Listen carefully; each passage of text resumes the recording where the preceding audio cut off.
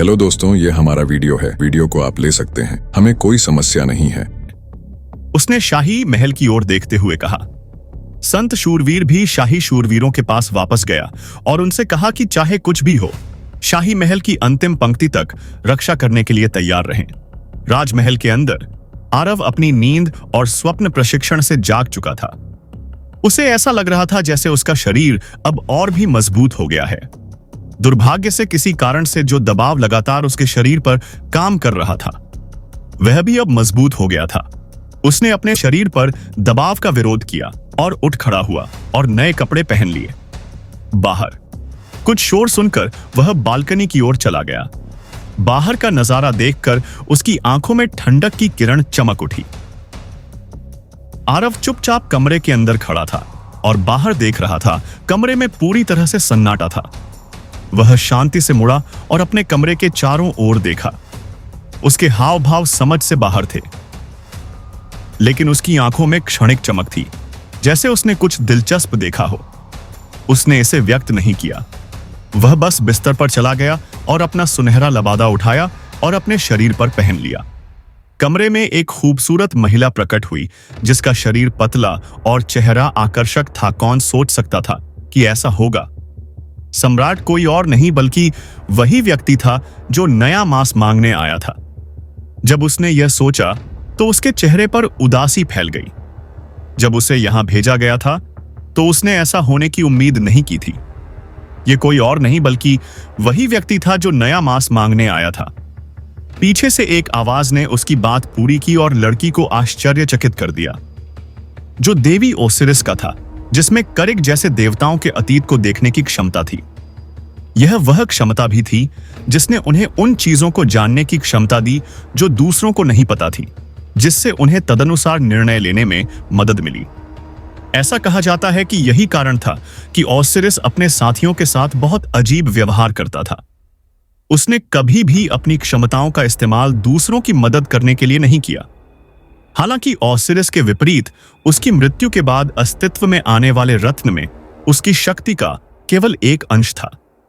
देवताओं के अतीत को देखने में सक्षम होना तो दूर, यह उनसे सीधे संबंधित चीजों को भी नहीं देख सकता था। समय के पत्थर और संगीत, नेक्रोलॉजी केवल देवताओं से संबंधित नए द्रव्यमान को देखने में मदद कर सकते थे। जैसे ही आरव ने ओसिरिस की आंख से बाली को छुआ, रत्न चमकने लगा। ओसिरिस की आंख के माध्यम से आरव के दिमाग में अचानक बहुत सारी जानकारी चमक उठी। ऐसा लग रहा था जैसे आरव उस समय को जी रहा था और सब कुछ तीसरे व्यक्ति के नजरिए से देख रहा था। पहली नजर में वह अभी भी होश में था। लड़के से कुछ दूरी पर एक औरत जमीन पर मृत पड़ी थी। औरत के चेहरे मोहरे लड़के से मिलते जुलते थे। हेलो दोस्तों, ये हमारा वीडियो है। वीडियो को आप ले सकते हैं, हमें कोई समस्या नहीं है। नॉवेल ऑफ किंग चैनल को सब्सक्राइब करें, लाइक, शेयर और ज्यादा से ज्यादा कमेंट करना। अगले पार्ट के लिए धन्यवाद। उसकी उम्र को देखते हुए आरव को लगा कि शायद वह औरत उसकी मां है। वहां एक आदमी भी था जिसके पैर कटे हुए थे। आदमी और लड़के को ऐसे लोगों ने घेर रखा था जो डाकू लग रहे थे। आदमी डाकुओं से विनती कर रहा था कि कम से कम उसके बेटे को तो छोड़ दें, लेकिन डाकू बेरहमी से हंस रहे थे। ऐसा नहीं लग रहा था कि वे किसी को जिंदा छोड़ेंगे। छोटा लड़का भी अपने पिता को मरता हुआ देख रहा था और कुछ नहीं कर पा रहा था। डाकू यहीं नहीं रुके और लड़के की तरफ बढ़ गए। आरव ने पूरा दृश्य देखा और थोड़ा उत्सुक हुआ, क्योंकि यह ओसिरिस की आंख से दिखाया गया था। इसका मतलब था कि यह डैम गॉड उस एलियन का था जिसके पास बाली थी। उसे यकीन था कि पूरे दृश्य में एक व्यक्ति भी था और संभवतः वह व्यक्ति वह छोटा लड़का था। हम तुम्हें 3 बाजारों में गुलाम के रूप में बेचना चाहते थे, लेकिन दुर्भाग्य से यह संभव नहीं है। हमें तुम्हें मारने का काम सौंपा गया है। ऐसा ही हो, डाकुओं के सरदार ने कहा। छोटे लड़के ने अपनी तलवार उठाई और काटने को तैयार था। छोटे लड़के ने क्रोध और आक्रोश से भरी अपनी अश्रुपूर्ण आंखें बंद कर ली। स्वामी, कोई आ रहा है। जैसे ही तलवार लड़के को छूने वाली थी, डाकुओं में से एक चिल्लाया। डाकू राजा रुक गया और पीछे मुड़ा। तुम मुझे यह क्यों बता रहे हो? उसे मार दो, चाहे वह कोई भी हो। आज जो भी हमें देख लेगा वह बड़े को खोए तारे बचेगा पे। नहीं, आरव ने भी दूर से देखा। वह अपने सिर के पीछे खुजलाने से खुद को रोक नहीं सका। जो व्यक्ति आया था उसे देखकर ऐसा लग रहा था कि इन लोगों का अंत हो गया है। उसे यकीन था कि लड़का बच जाएगा, क्योंकि वह भविष्य की देवी धीरज थी। वह नहीं जानता था कि कैसे। हालांकि अब शायद ये सब जब उसने उस व्यक्ति को देखा जो अभी आया था, तो उसे समझ में आया कि धीरज कैसे बच गया। जो युवक आ रहा था वह घोड़े पर सवार था। उसे अपने आसपास की परवाह नहीं थी। उस आदमी की पीठ पर खून से लाल तलवार लटक रही थी पर वह बहुत गुस्सैल भी था। अगर वह गलती से कैरिक से टकरा जाता तो आरव को यकीन था कि उलान इतनी जल्दी नहीं मरता। उसके हिसाब से उसके जैसे किसी के लिए कुछ डाकुओं से निपटना निश्चित रूप से बहुत ज्यादा था। आरव को केवल उन डाकुओं पर तरस आया जिन्होंने लियान पर हमला किया था, बिना यह जाने कि वे किस राक्षस को छोड़ रहे थे। क्योंकि उसने महसूस किया कि लियान तुरंत क्रोधित हो गया था। एक ही झटके में उसने अपने रास्ते में खड़े सभी डाकुओं को मार गिराया। यहां तक कि डाकुओं का राजा भी नहीं बच सका। एकमात्र व्यक्ति जो अभी भी जीवित था वह धीरज था। लियान को धीरज की परवाह नहीं थी, जो घायल था। वह बस अपने घोड़े पर वापस चढ़ा और चला गया। आरव ने लियान को जाते हुए देखा। उसके पहनावे और उसकी उम्र को देखते हुए ऐसा लगता है कि कैरिक द्वारा उसे मारे जाने में ज्यादा समय नहीं लगेगा। धीरज की ओर देखते हुए उसने महसूस किया कि यही वह क्षण था जब धीरज को ताकत के महत्व का एहसास हुआ। वह लियान की तरह मजबूत बनना चाहता था। वह जानता था कि अगर वह मजबूत होगा तो वह अपने परिवार को सभी परेशानियों से बचा सकता है। उसका परिवार नहीं मरेगा। दृष्टि बदल गई। अगले कुछ दृश्यों में आरव ने धीरज को यथासंभव कठिन प्रशिक्षण लेते देखा, ताकि वह जितना संभव हो सके उतना मजबूत बन सके। उसने प्रशिक्षण के दौरान अपने जीवन की भी परवाह नहीं की। उसने धीरे धीरे अपनी ताकत बढ़ाई। कई बार ऐसा हुआ जब धीरज अपने प्रशिक्षण में मृत्यु के करीब था, लेकिन उसने परवाह नहीं की। यह स्पष्ट नहीं है कि यह कब हुआ, लेकिन धीरज एक डेमघोर बन गया, जिसे अराजक ऊर्जा ने चुना था, जिसने उसे अपार शारीरिक शक्ति दी। उसकी त्वचा इतनी सख्त हो गई कि तलवारें भी उसकी त्वचा में प्रवेश नहीं कर सकती थीं। वह शारीरिक शक्ति के मामले में सबसे शक्तिशाली था, हालांकि उसकी आध्यात्मिक शक्ति सभी देवताओं में सबसे कमजोर थी। वह कोई जादू नहीं कर सकता था। वह केवल अपनी शक्ति पर निर्भर था। दूसरी लड़की क्या हुआ? क्या वो भी नई भगवान बन गई? आरव एक इंसान था। उसके मन में अभी भी कई सवाल थे। दुर्भाग्य से वो नजरों से ओझल हो गया था, पर उसे होश आ गया। उसे धीरज का शरीर देखना था। वो अंत नहीं जानता था, क्योंकि उसे कोई जवाब नहीं मिला था। इसलिए उसने ओसिरिस की आंख को वापस भेजा और दूसरा तरीका आजमाया। उसने खुद को अपने खून का इस्तेमाल करके बाली से बांध लिया। बांधने पर उसे और अधिक जानने का एक छोटा सा मौका मिला, खासकर शक्ति की बाली में संग्रहित यादों से। उसने अपने अंगूठे को काटने के लिए एक छोटे चाकू का इस्तेमाल किया और अपने खून का इस्तेमाल करके अपनी अनूठी बंधन संरचना बनाई। बाली का आखिरी मालिक मर चुका था, इसलिए उसे असफल होने की चिंता नहीं थी। वह अतीत के बारे में जानने के लिए उत्सुक था। आरव ने अपने खून से बनाई गई बंधन संरचना का इस्तेमाल करके बाली को खुद से बांध लिया। यह सारी जानकारी उसके दिमाग में भर गई। दुर्भाग्य से उसे केवल क्रॉस के आकार की बाली के बारे में जानकारी मिली, और उससे अधिक कुछ नहीं। नई जानकारी में धीरज से संबंधित कुछ भी नहीं था। इसीलिए बस इतना ही मुझे उम्मीद नहीं थी कि यह इस तरह काम करेगा। इससे यह थोड़ा चुनौतीपूर्ण हो गया। आरव ने धीरज की चांदी की बाली उठाई। जब उसे शुरू में इस नए आदमी के बारे में बताया गया, तो उसे उम्मीद थी कि इसका उपयोग करने से उसका शरीर मजबूत हो जाएगा। हालांकि अब उसे एहसास हुआ कि इसमें और भी बहुत कुछ है। हालांकि जब उसने बाली पहनी तो उसके शरीर में ताकत आ गई, लेकिन ताकत की कीमत बहुत दर्द थी। धीरज ने इस शक्ति को पाने के लिए बहुत दर्द सहा।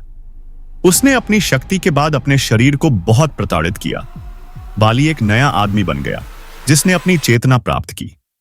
इसके द्वारा किसी व्यक्ति को अधिक शक्तिशाली बनाने का तरीका धीरज के समान ही था, बस थोड़ा अधिक संक्षिप्त। जहां तक मैं समझ सकता हूं, अगर मैं इसे पहनता हूं तो यह बहुत दर्द देगा।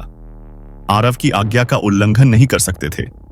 आरव ने पहले ही उनसे कह दिया था कि चाहे कुछ भी हो जाए, किसी को भी कमरे में प्रवेश की अनुमति नहीं है।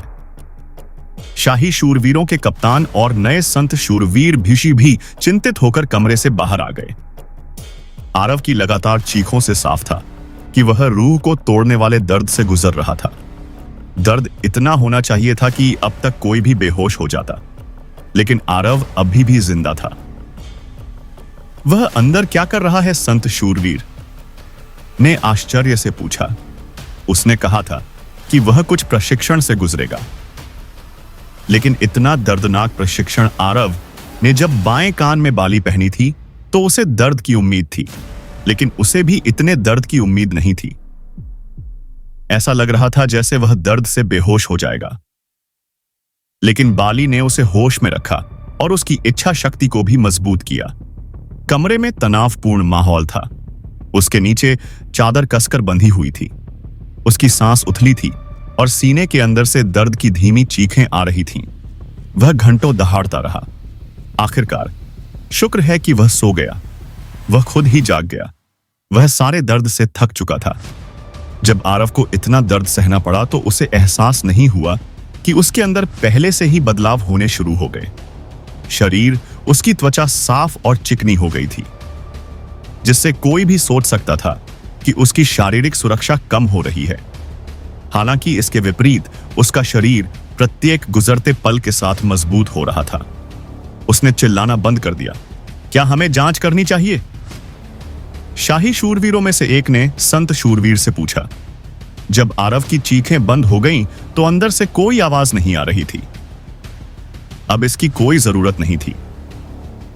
संत शूरवीर ने किसी को भी सम्राट के कमरे में प्रवेश नहीं करने दिया। वह आरव पर भरोसा करता था। यदि वह अपनी सुरक्षा के बारे में सुनिश्चित नहीं होता तो वह वहां नहीं होता। संत शूरवीर ने नहीं सोचा था कि आरव चाहे जितना भी चिल्लाए, उसकी मौत हो सकती है। उनका मानना था कि दर्द के कारण आरव बेहोश हो गया है और उन्हें उसे आराम करने देना चाहिए। इस स्थान की ठीक से रखवाली करें, किसी को भी अंदर न आने दें। अगर मुझे पता चला कि कोई अंदर आया है तो मैं खुद उस व्यक्ति को मार डालूंगा। संत शूरवीर ने आरव के कमरे के दरवाजे पर एक और नजर डाली और कहा कि मैं ड्यूक कैलम से मिलने जा रहा हूं। अगर कुछ ऐसा होता है जिसमें मेरा ध्यान देने की जरूरत हो तो मुझे सूचित करना न भूलें। चूंकि आरव अभी बेहोश हुआ था, संत शूरवीर को विश्वास नहीं था कि वह जल्दी ही जागने वाला था, इसलिए यहां इंतजार करना बेकार था। इसके बजाय उसने साम्राज्य के मामलों से निपटने का फैसला किया। चूंकि हाल ही में बहुत सारे कुलीन परिवारों का सफाया हो गया था। महल, लेकिन उसकी चेतना एक अजीब जगह पर थी। एक सपना जो वास्तविकता से भी अधिक वास्तविक लग रहा था। एक और ऐसा सपना, उसे ऐसे सपने में खुद को पाए हुए काफी समय हो गया था। वास्तव में जब से वह लीरा की आत्मा की यातना से गुजरने के बाद चुनौतियों के टॉवर से बाहर आया था, तब से उसे फिर कभी ऐसे सपने नहीं आए थे। यह पहली बार था जब वह फिर से यहां आया था। झरना पहले, और वह भी हाल ही में। उसका दिमाग थोड़ा धुंधला था, इसलिए वह तुरंत याद नहीं कर सका। अरे यह सही है, यह झरना मुझे याद है, मैंने इसे ओसिरिस की आंख से प्रेरित एक दृष्टि में देखा था। यह उन स्थानों में से एक था जहां धीरज ने प्रशिक्षण लिया था। उन्होंने अचानक कहा। उन्हें याद आया कि यह स्थान कहां था, हालांकि उन्होंने इस स्थान को पहले देखा था। इस सपने में ऐसा लग रहा था कि वह वास्तव में वहां थे। उन्होंने कुछ कदम आगे बढ़ाए और अपनी त्वचा पर ठंडी बूंदों को महसूस करने के लिए अपना हाथ बढ़ाया। सूरज उनके पीछे डूब रहा था, जो उनके चारों ओर सब कुछ पर एक नारंगी चमक फैला रहा था, जबकि आरव जिज्ञासा के साथ इस प्राकृतिक आश्चर्य को देख रहा था। जैसे ही वह करीब आया, उसने देखा कि उसके चेहरे पर गिरने वाली हर बूंद में इंद्रधनुष नाच रहा है। यह उसके लिए स्पष्ट था कि यह झरना साधारण नहीं था। इसमें कुछ खास था, कुछ ऐसा जो प्रकृति के नियमों को तोड़ता था। आरव ने पानी को छूने के लिए अपना हाथ बढ़ाया, लेकिन वह बीच में रुक गया, क्योंकि आरव ने एक कदम आगे बढ़ाया और उस युवक की ओर देखा जो पूरी ताकत से भरा हुआ था। उस आदमी ने आरव की ओर नहीं देखा, बल्कि झरने के करीब चला गया। सीधे नीचे चलते हुए वह झरने के नीचे चट्टानी सतह पर क्रॉस लेग्ड बैठ गया और अपनी आंखें बंद कर लीं। अपने हाथों को हल्के से अपने घुटनों पर टिका लिया। पानी इतनी जोर से गिरने के बावजूद आदमी ने जरा सी भी आवाज नहीं की। बहते पानी की आवाज लगभग बहरा कर देने वाली थी, लेकिन इसके बावजूद धीरज शांति की एक ध्यान अवस्था में लग रहा था। झरने के स्थिर प्रवाह ने एक अलौकिक वातावरण बनाया, जिसने उसे एक कोकून की तरह घेर लिया। ऊपर से गिरती हुई बूंदें उसकी नंगी त्वचा पर गिर रही थीं, जो उसे बाहर की कठोर गर्मी से ठंडक पहुंचा रही थी। आरव ने बस थोड़ी देर तक उस आदमी को देखा। तुम्हें और मदद की जरूरत है। 1 घंटा बीतने के बाद झरने के नीचे खड़े आदमी ने आखिरकार अपनी आंखें खोली। झरने के नीचे जाओ, तुम मुझे देख सकते हो, आरव ने आश्चर्य से कहा। उसे उम्मीद नहीं थी कि आदमी उसे देखेगा। न केवल आदमी ने उसे नहीं देखा, बल्कि वह यह भी जानता था कि उसका शरीर कमजोर है। उसके सवाल के बावजूद आदमी ने कोई जवाब नहीं दिया। इसके बजाय उसने फिर से अपनी आंखें बंद कर लीं और ऐसा व्यवहार किया जैसे आरव वहां था ही नहीं। आरव को कोई जवाब नहीं मिला, लेकिन फिर भी उसने आगे बढ़ने का फैसला किया। आदमी ने जो कहा उससे ऐसा नहीं लगा कि उसके कोई बुरे इरादे थे, बल्कि ऐसा लगा कि वह उसकी मदद करना चाहता था। आरव ने अपनी शर्ट उतारी और पानी में उतर गया और झरने के नीचे आदमी के पास गया। झरने का दबाव उसके शरीर पर टूट रहा था। पानी की हर बूंद मानो प्रकृति की शक्ति उसे नीचे धकेल रही थी, मानो कह रही हो कि अगर वह यह दबाव सहन नहीं कर सकता तो उसे चले जाना चाहिए। शरीर पर भारी दबाव के बावजूद उसने हार नहीं मानी। वह भी आंखें बंद करके ध्यान मुद्रा में बैठा रहा। झरना उसके शरीर को नीचे की ओर धकेल रहा था, मानो उसके शरीर पर 10 गुना अधिक गुरुत्वाकर्षण बल काम कर रहा हो। हालांकि इतना कुछ होने के बावजूद आरव को ज्यादा दर्द महसूस नहीं हुआ। उसे बस ऐसा लगा कि उसके आसपास कुछ भी नहीं हिल रहा है। जब आरव सपने में झरने के नीचे बैठा था, तो एक रहस्यमय लेकिन समान ऊर्जा वास्तविक दुनिया में उसके शरीर को पोषण दे रही थी और उसकी सभी छिपी चोटों को ठीक कर रही थी, जो हर बार अपनी आत्मा की शक्ति का अधिक उपयोग करने पर उसे लगी चोट के कारण हुई थी। सपने में आरव के शरीर पर दबाव बढ़ता रहा, हालांकि थोड़ा धीरे धीरे। अगर शुरुआत में वह अपने सपने में 10 गुना गुरुत्वाकर्षण के प्रभाव में था, तो हर गुजरते घंटे के साथ गुरुत्वाकर्षण 10 गुना बढ़ रहा था। आरव 7 घंटे तक बिना हिले डुले झरने के नीचे बैठा रहा। उसकी त्वचा पहले से ही थोड़ी लाल हो गई थी और उसके पैर सुन्न हो गए थे, लेकिन उसने हिलने की कोशिश नहीं की। जब उसने धीरज की आवाज सुनी तो उसने अपनी आंखें खोली। उसने धीरे से आंखें खोली और देखा कि धीरज दूर जमीन पर खड़ा है। आज के लिए इतना ही काफी है, जाओ और इंतजार करो। आरव कुछ कहते हुए उठ खड़ा हुआ। हालांकि इससे पहले कि वह अपनी बात पूरी कर पाता, सपना टूट गया। उसने अचानक अपनी आंखें खोली और खड़ा हो गया। आरव, उसने अपने शरीर में नई ताकत महसूस की। वह महसूस कर सकता था कि उसका शरीर अब पहले से अधिक मजबूत था। दर्द भी लगभग खत्म हो गया था, लेकिन किसी अजीब कारण से वह अभी भी गुरुत्वाकर्षण का कुछ दबाव महसूस कर रहा था। क्या यह ताकत की बाली के कारण था?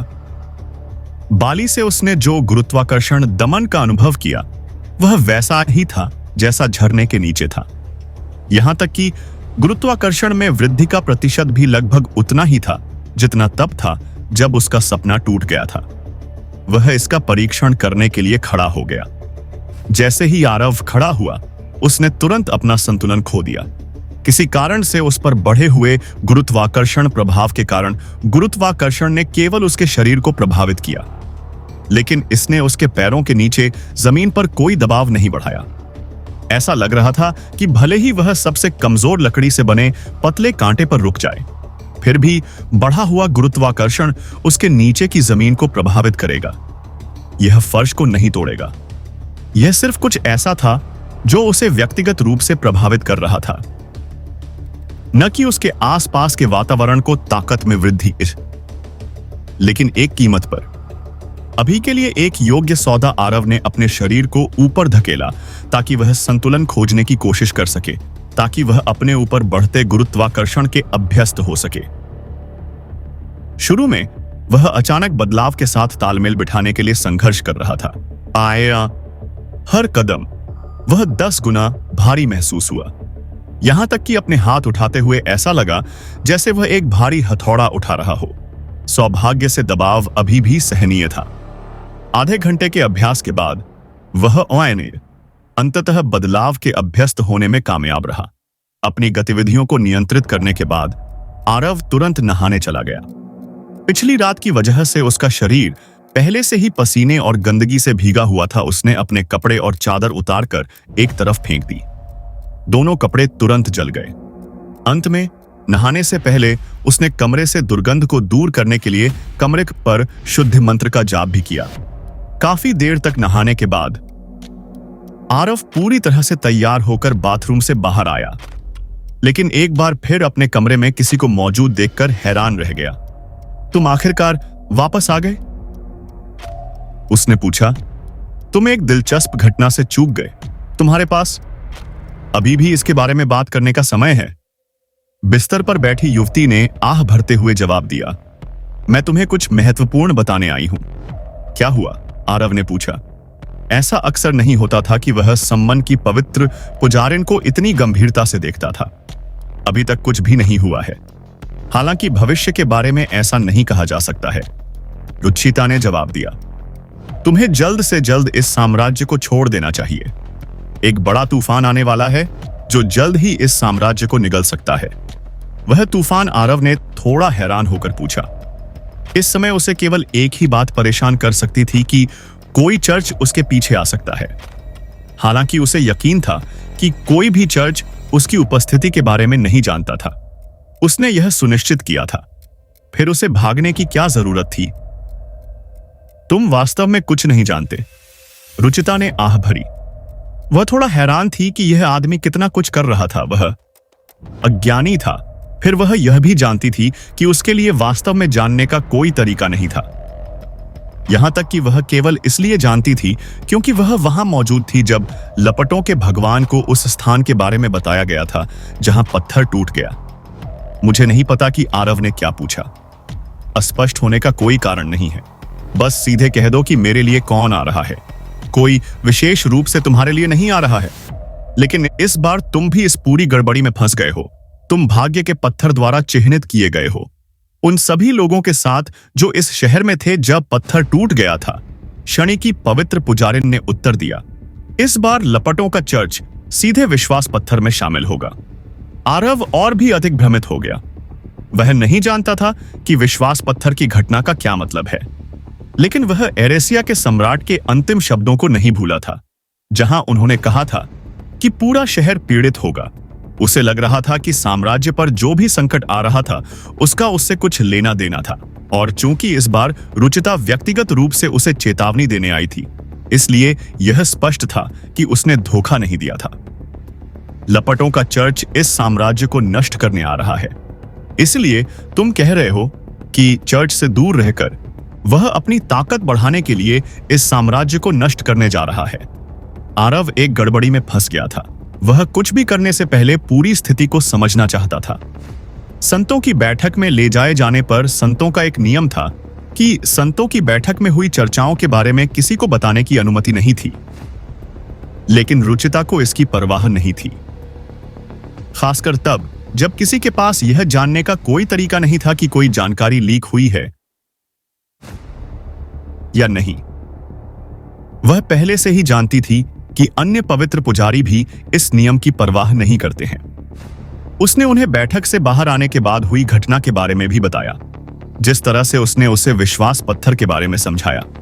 तीसरा, सबसे शक्तिशाली पवित्र पुजारी लारियन, अगर वे यहां जांच करने आते हैं तो यह निश्चित रूप से एक गड़बड़ है।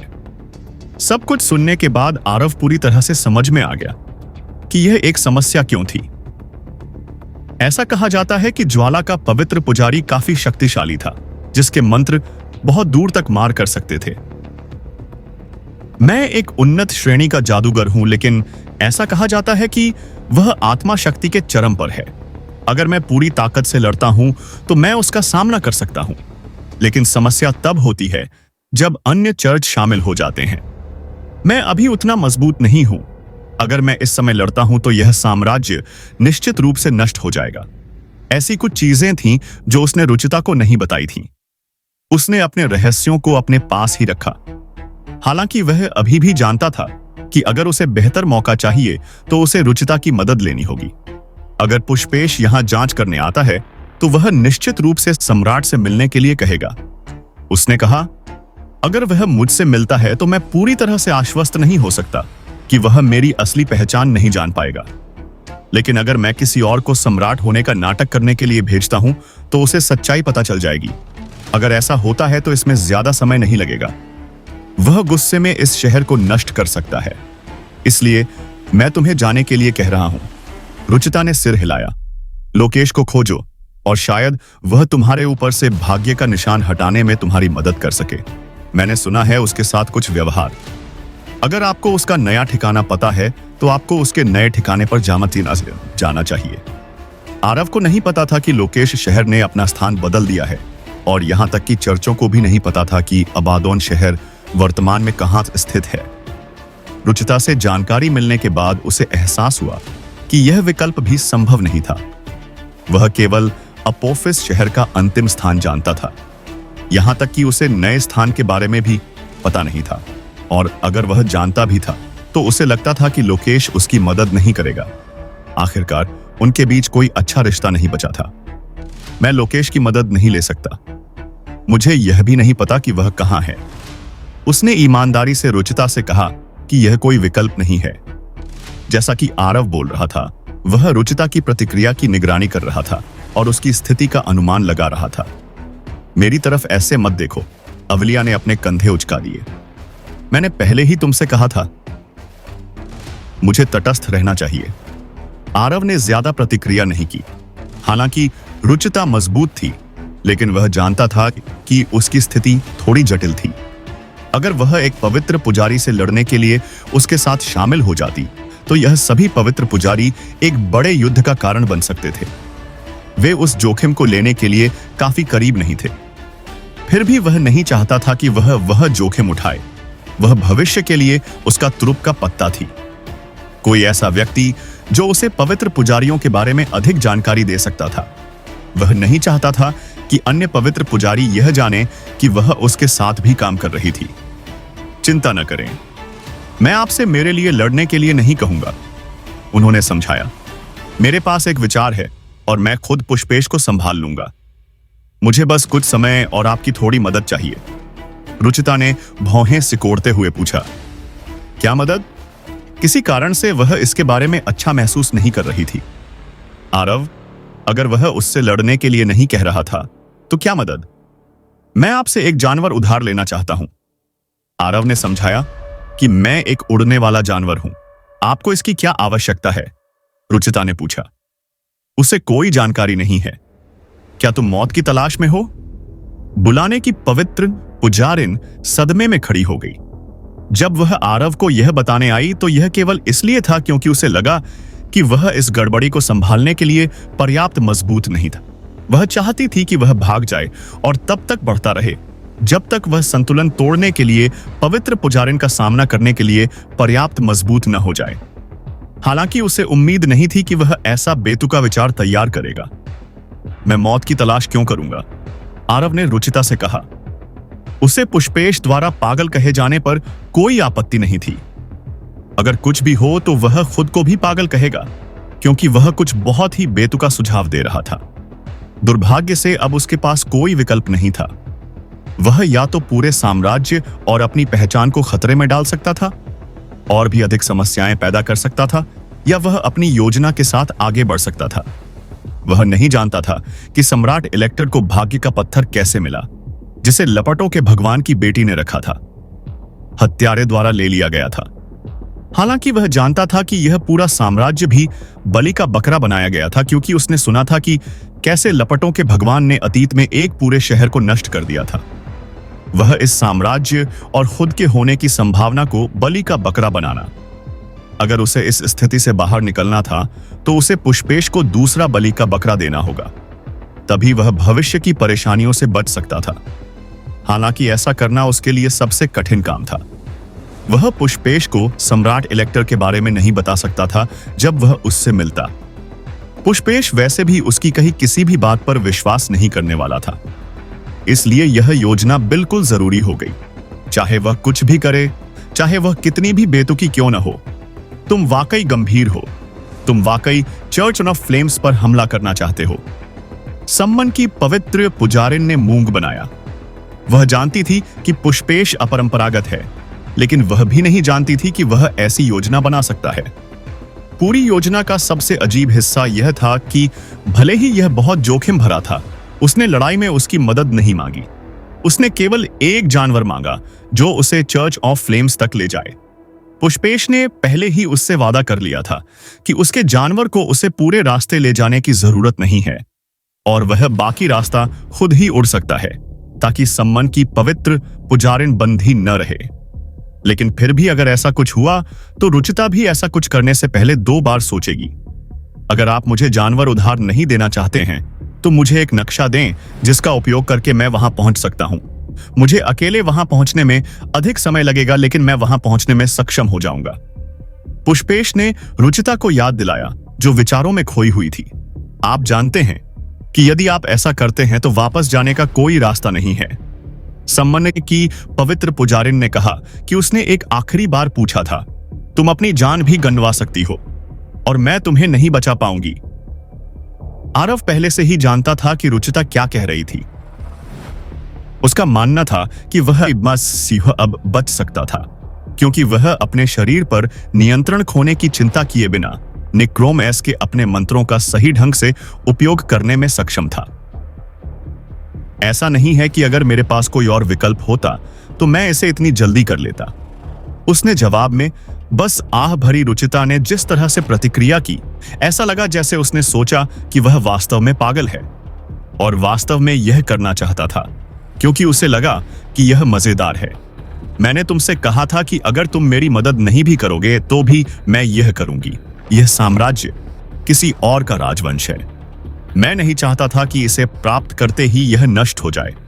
यदि तुम मदद नहीं करना चाहती हो तो तुम जा सकती हो। यदि तुम पुष्पेश के आने से पहले यहां से चली जाती हो तो यह तुम्हारे लिए कुछ मिनटों के लिए सुरक्षित रहेगा। 40 मिनट तक इंतजार करने के बाद भी रुचिता ऐसा नहीं लग रहा था कि वह उसे जानवर उधार देने जा रही। वह चाहता था वह साम्राज्य में एक नक्शा ढूंढ सकता था जो चर्च ऑफ फ्लेम्स की ओर जाता था। इसमें बहुत समय लगने वाला था। इस स्थिति में रुचिता को उसकी मदद करने के लिए मजबूर करने का एकमात्र तरीका यह था कि वह ऐसा व्यवहार करे जैसे कि उसे उसकी मदद की आवश्यकता नहीं है। उसे यकीन था कि अगर वह जाने की कोशिश करेगा तो वह उसे रोक देगी। रुको। जैसे ही आरव दरवाजे से बाहर जाने वाला था, बुलाने की पवित्र पुजारिन ने आवाज लगाई, मैं तुम्हें एक जानवर उधार दूंगी। यह आपको चर्च ऑफ फ्लेम्स के क्षेत्र में ले जाएगा। हालांकि जैसा कि मैंने पहले कहा था कि उस बिंदु के बाद सब कुछ आपकी अपनी क्षमताओं पर निर्भर करेगा। मुझे उम्मीद है कि आपको इस विकल्प पर पछतावा नहीं होगा। आरव ने उत्तर दिया, इस जीवन में कई विकल्प हैं जिन्हें लेने का मुझे पछतावा है, लेकिन यह उनमें से एक नहीं होगा। 5 घंटे बाद आरव एक शानदार उड़ने वाले जानवर पर सवार हुआ और हवा में उड़ गया। जानवर की गति उसकी अपनी उड़ान की गति से कहीं अधिक थी। बुलावा निश्चित था, यह वास्तव में अच्छा था। शारीरिक शक्ति के संदर्भ में इसने उसे कुछ हद तक ईर्ष्यालु बना दिया। एक निक्रोम सर के रूप में मुझे आश्चर्य है कि क्या कोई अन्य अंतर प्रजाति है जो इतनी गति से उड़ सकती है और पकड़ सकती है। उसने रुचिता के जानवर के ऊपर बैठकर सोचा, यदि नहीं तो मुझे भविष्य में अपने लिए एक शक्तिशाली जानवर ढूंढना चाहिए और इसे एक मरे हुए प्राणी में बदलना चाहिए। यह भविष्य की यात्राओं के लिए काफी उपयोगी हो सकता है। मुझे वास्तव में एंड लीजन पर ध्यान केंद्रित करना शुरू कर देना चाहिए। बुलाए गए जानवर के पंखों पर सूरज की रोशनी चमक रही थी। जानवर के पंख चमकते हुए गोले से बने थे। उसने जानवर को बाहर उसका इंतजार करने दिया। उसने उसके शरीर पर एक उड़ने वाला मंत्र डाला। उसने बाकी का रास्ता खुद ही तय किया। रास्ते में उसने सुनिश्चित किया कि वह कुछ भी न भूले। जब आरव चर्च ऑफ फ्लेम्स में पहुंचा इसलिए मुख्य पुजारियों का एक समूह भी अरेसिया राज्य में प्रवेश कर चुका था। बहुत समय हो गया था जब इतने सारे लोग लपटों के चर्च में इकट्ठे हुए थे। लपटों के चर्च के पुजारियों ने पहले ही अरेसिया राज्य को चारों तरफ से सील कर दिया था। किसी को भी राज्य में प्रवेश करने की अनुमति नहीं थी और किसी को भी बाहर जाने की अनुमति नहीं थी। दोनों दुश्मन अब एक दूसरे के क्षेत्र में थे। लपटों के चर्च की आधी से अधिक सेना रेसिया राज्य को चारों तरफ से घेरने के बाद वे चर्च की मुख्य शाखा में केवल आधी सेना छोड़कर इसमें प्रवेश कर गए। यहां तक कि लपटों के भगवान भी व्यक्तिगत रूप से रेसिया राज्य में गए। साम्राज्य पर अधिक नियंत्रण रखने के लिए रेसिया के प्रत्येक शहर में एक मुख्य पुजारी रखा गया था।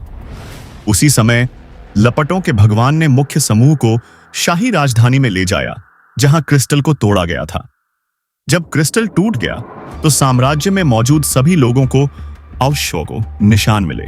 अगर वह चाहता तो उसके लिए भागना आसान था, क्योंकि उसके पास नेक्रोलिसिस के व्याकरण की बदौलत आस्था के पत्थर के निशानों को हटाने का एक तरीका था। वह जानता था कि पुष्पेश जल्द ही साम्राज्य में प्रवेश करने वाला था। वह पुष्पेश को अंधेरे में रखना चाहता था, ताकि उसे यकीन हो जाए कि जिस क्षण वह शहर में प्रवेश करेगा वह उसे सील कर देगा। उस समय सभी पत्थर के निशान साम्राज्य के अंदर थे। इससे उसे अधिक सुरक्षा मिली और यह भी सुनिश्चित हुआ कि जब वह चर्च ऑन ऑफ फ्लेम्स पहुंचे तो कोई उसे पहचान न सके। उसके दिमाग में पहले से ही एक योजना थी। उसने मौका रहते कुछ मुसीबतों से निपटने की योजना बनाई, भले ही इसका मतलब कुछ चर्चों को नाराज करना हो। वास्तव में उसने बिना कुछ किए उन्हें नाराज कर दिया था। इस बार वह यह सुनिश्चित करना चाहता था कि वह इसका फायदा उठाए।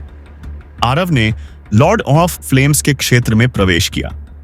चर्च ऑफ फ्लेम्स की मुख्य शाखा लेविया साम्राज्य में स्थित थी, जो स्वाभाविक रूप से आसपास के कई राज्यों से अलग थी। यह लुमेन साम्राज्य से सबसे दूर के राज्यों में से एक था जहां चर्च ऑफ फ्लेम्स की स्थापना की गई थी। लेब्रिया साम्राज्य भी अपनी उत्पत्ति में बहुत अराजक था। कहा जाता था कि यह एक ऐसा राज्य था जहां शक्ति का राज था। अगर किसी के पास शक्ति होती तो वह कुछ भी हासिल कर सकता था। वास्तव में अगर कोई सम्राट बनना चाहता था तो यह भी एक साध्य कार्य था। इसे प्राप्त करने के लिए किसी उच्च प्रोफाइल पृष्ठभूमि या किसी के समर्थन की आवश्यकता नहीं थी। सम्राट बनने के लिए केवल 3 नियम थे। पहला, व्यक्ति के पास ज्वाला की शक्ति होनी चाहिए। दूसरा नियम यह था कि व्यक्ति को ज्वाला का जादूगर होना चाहिए। दूसरा नियम यह था कि व्यक्ति को लेब्रिया साम्राज्य का नागरिक होना चाहिए। और अंतिम नियम यह था कि व्यक्ति को उस समय के शासक सम्राट को चुनौती देनी चाहिए और उसे हराना चाहिए। हालांकि यह इतना आसान काम था, फिर भी लोग इसे टालना पसंद करते थे। अगर वे शक्तिशाली थे, वे चर्च में शामिल होना पसंद करेंगे। यहां तक कि चर्च ऑफ फ्लेम्स का एक साधारण पुजारी भी साम्राज्य में बहुत सम्मानित था। यहां तक कि सम्राट को भी चर्च के सदस्यों के साथ बहुत सम्मान से पेश आना पड़ता था। हालांकि यह सम्मान केवल चर्च ऑफ फ्लेम्स तक ही सीमित था, जो इस डोमेन पर शासन करता था। साम्राज्य में यात्रा करना आसान था, खासकर बाहरी शहरों से गुजरते समय। लेकिन जैसे ही आरव साम्राज्य के आंतरिक भाग के करीब पहुंचने लगा, चीजें थोड़ी मुश्किल हो गईं। आंतरिक शहरों में हर किसी को प्रवेश करने से पहले ठीक से जांच करनी पड़ती थी। इसके अलावा किसी कारण से जादू को उड़ने से रोकने के लिए शहरों के चारों ओर एक अभियान रखा गया था। आरव को नहीं पता था कि साम्राज्य यह कैसे करता है। वह वास्तव में किसी तरह से क्षेत्र में जादू को उड़ने से रोकने में रुचि रखता था।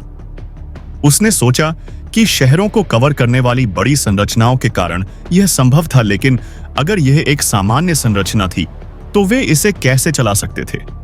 इतने सारे शहरों में इस संरचना को चलाने के लिए एक ऊर्जा स्रोत की आवश्यकता थी। क्या साम्राज्य वास्तव में इतने सारे आत्मा पत्थरों का खर्च उठा सकता था? अंधेरा, वह आसूस अपना बायां हाथ दिखा सकता था। इसके साथ ही लेकिन यह भी संभव है कि वे बाहरी शहरों की परवाह नहीं करते, क्योंकि वे इतने महत्वपूर्ण नहीं हैं। क्या यह वास्तव में हो सकता है कि लेब्रिया ने संरचनाओं के लिए एक मौलिक ऊर्जा स्रोत बनाया है? उन्होंने वह स्रोत ढूंढ लिया है जिसे वे वहन कर सकते हैं। आरव यह जानने के लिए वास्तव में उत्सुक था कि इन लोगों ने यह कैसे हासिल किया। वह रेसिया में भी कुछ ऐसा ही करना चाहता था। अगर मेरे पास यह है तो कोई भी मुझ पर हवा से हमला नहीं कर सकता।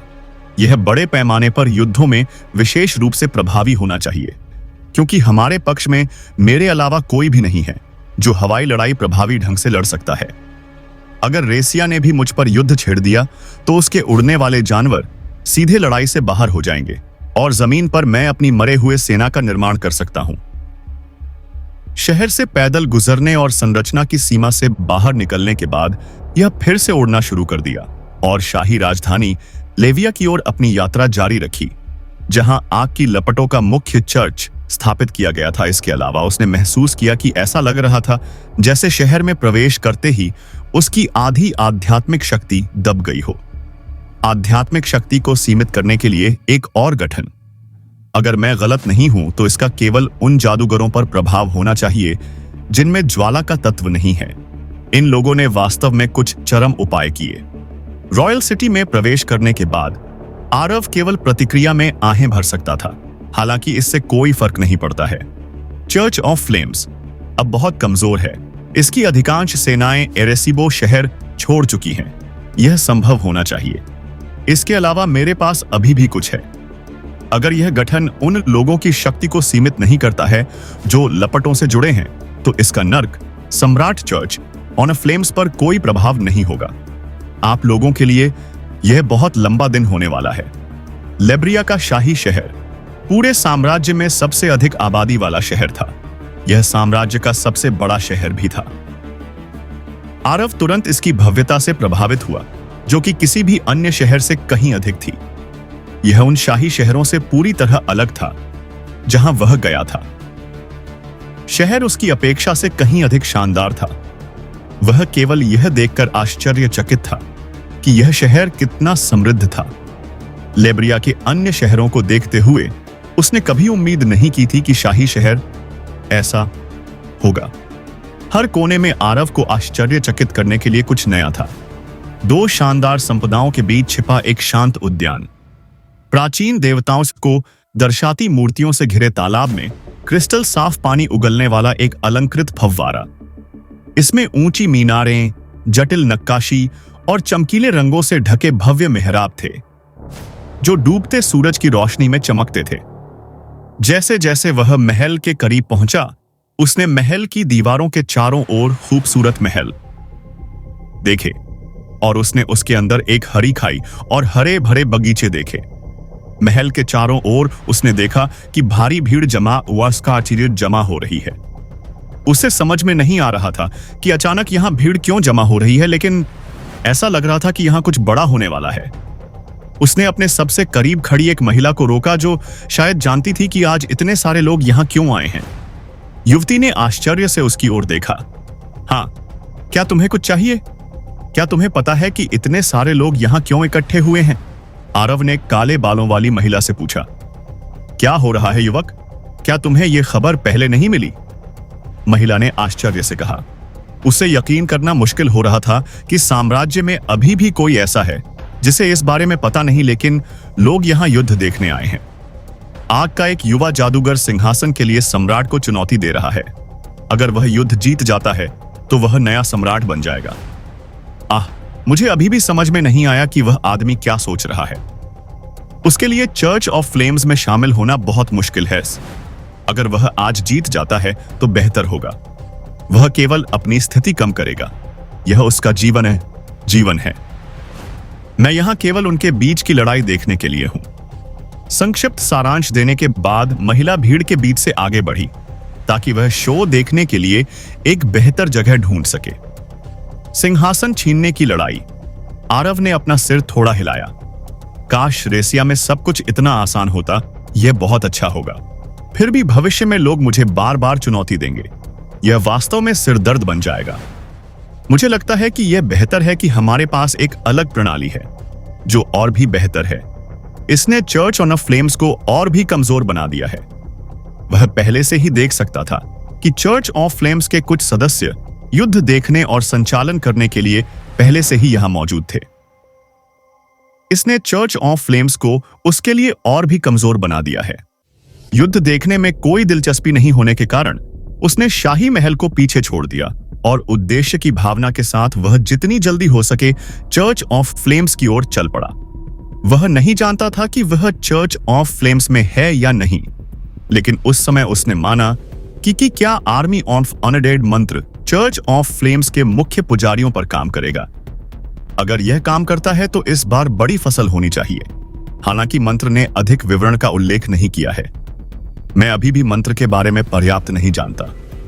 मुझे नहीं पता कि जब मैं उन्हें मरे हुए में बदल देता हूं तो क्या वे अभी भी अपने उग्र मंत्र का उपयोग कर सकते हैं या क्या वे अभी भी ज्वाला के तत्व का उपयोग कर सकते हैं। अगर वे ऐसा नहीं कर सकते हैं तो यह एक बड़ी बर्बादी होगी। आरव मुख्य रूप से एक कारण से चर्च ऑफ फ्लेम्स में आया था। वह यह सुनिश्चित करना था कि लारियन एरेसिया को अकेला छोड़ दे। हालांकि साथ ही वह अपनी सेना बढ़ाकर इस स्थिति का अपने फायदे के लिए उपयोग करना चाहता था। वह मरे हुए लोगों की अपनी सेना बनाना चाहता था। वह पहले स्तर की सेना का उपयोग हाल ही में मारे गए लोगों को मरे हुए में बदलने के लिए कर सकता था। यह दूसरे स्तर के मरे हुए सेना मंत्र के साथ पहले से मौजूद लोगों को नियंत्रित करने के लिए मरे हुए के क्षेत्र में जाने से बेहतर था। जिस समय उसने चर्च ऑफ फ्लेम पर ध्यान केंद्रित किया, उसे नहीं पता था कि अगले कुछ घंटों में क्या होने वाला है। उसके सामने एक काला सूर्य चक्र दिखाई दिया, जो मृत्यु की रहस्यमय ऊर्जा से भरा था, जो जीवित दुनिया में सबसे दुर्लभ थी। सूर्य चक्र से आने वाली ऊर्जा बहुत अधिक नहीं थी और आसपास के लोगों द्वारा महसूस नहीं की जा सकती थी, लेकिन बस इतना ही था। आरव ने अपने नए में से एक का इस्तेमाल किया, जिसके कारण गठन चक्र के केंद्र में एक आकृति दिखाई दी। वह व्यक्ति मृत्यु के काले कोहरे में ढका हुआ था। हालांकि उसकी आंखें बंद थीं, उसने जीवित लोगों की ऊर्जा को महसूस करने के बाद ही अपनी आंखें खोली। मुझे कोई खतरा महसूस नहीं होता। आपको मुझसे क्या चाहिए? उसने अपने आसपास देखने के बाद सीधे पूछा। आरव ने कुछ दूरी पर स्थित भावे चर्च ऑफ फ्लेम्स की ओर इशारा किया। मैंने आपको यहां इसलिए बुलाया है क्योंकि इस बार मुझे आपकी शक्ति उधार लेने की जरूरत है, आरव ने जवाब दिया और उसने कहा। लंबे समय के बाद उसका पैट्रिक नेक्रोलिसिस, यदि आप मरना चाहते हैं तो मैं विनम्रतापूर्वक स्वीकार करूंगा। अब और देरी नहीं, कोई संकोच नहीं। वे एक खलनायक की तलाश में हैं।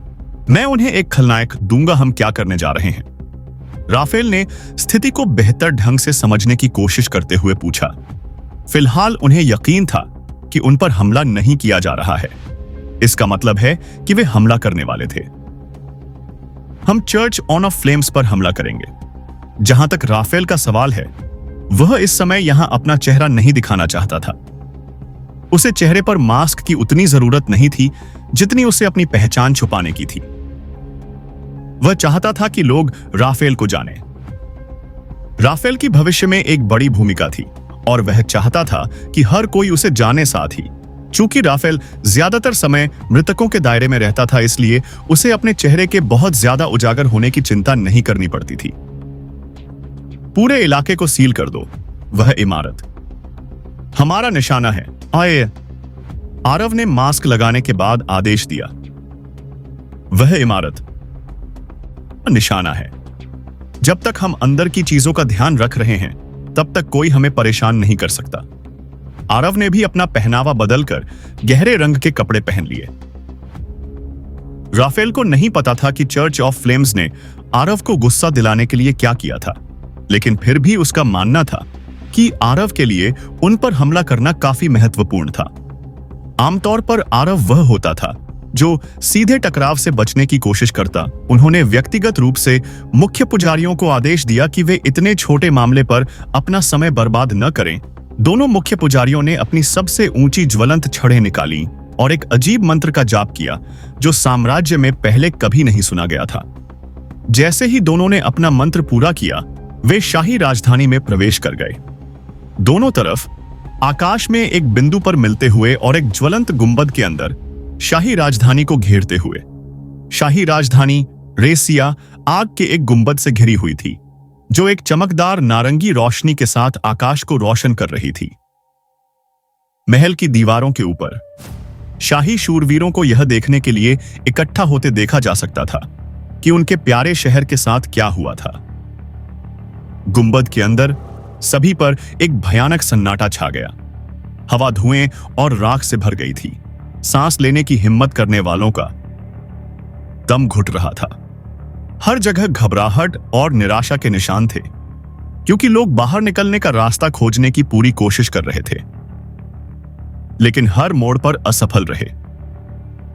शाही राजधानी रेसिया के नागरिक सदमे और अविश्वास की स्थिति में थे जब उन्होंने देखा कि आग का गुंबद अचानक शहर को घेर रहा है। हर जगह लोग एक साथ इकट्ठा हुए, एक दूसरे से धीमी आवाज में बात कर रहे थे, तुरंत सभी को पीछे हटने और शांत रहने के लिए कह रहे थे। लेकिन बहुत देर हो चुकी थी।